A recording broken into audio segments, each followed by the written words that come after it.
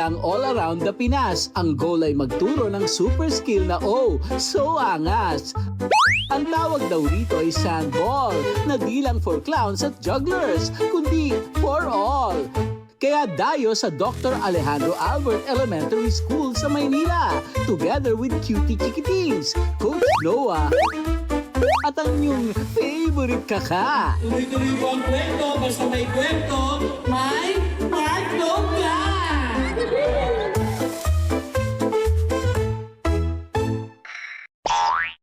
Meet Sandball Philippines sa pangunguna ni Coach Noah na certified Lodi Juggler. Di lang sa Pinas, kundi maging sa ibang bansa.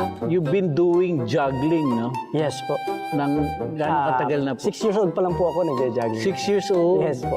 Laro ba ito? Matatawag mo bang laro? Bali, circus po siya. Pang circus. Yes po. Ang minana po namin yan dahil sa mga lolo po namin. Mula po sa pagkabata, pupunta po kami ng Thailand. Doon po kami nilagay ng papa ko kasi doon po yung malakas yung mga event ng araw po ng kabataan ko.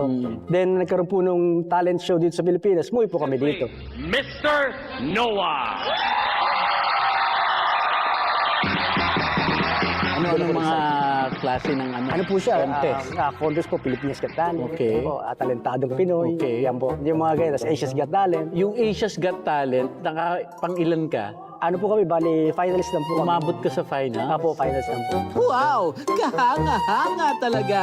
Legit yan ha! Di bola-bola! Punta na ako dun sa may na-discovery ka. Apo. So ano po ito? Yun po. Nang naano po namin sa Thailand yan, ang juggling, kasi teacher po si Mrs. po.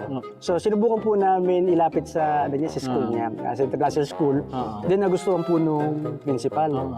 Then nakita po namin kasi yung benefit niya, nag-increase ang brain power. Ano po yun, research po ng Oxford University. Okay. So sabi ko, mukhang magandang iyan to. Kasi juggler po ako. So yun po, inilapit po namin sa DepEd.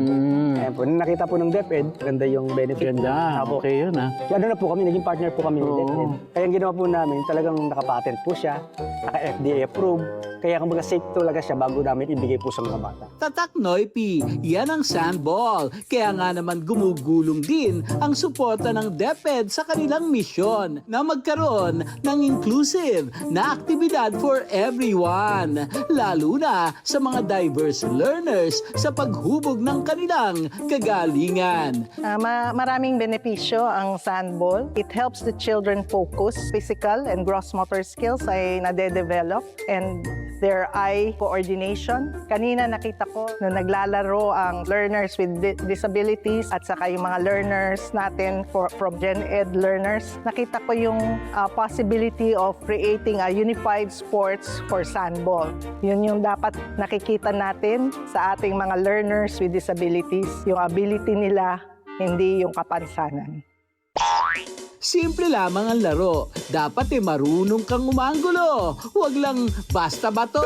Dapat ang lakas sakto. At shoot, hoot, hoot. Hindi panalo. Ang cute.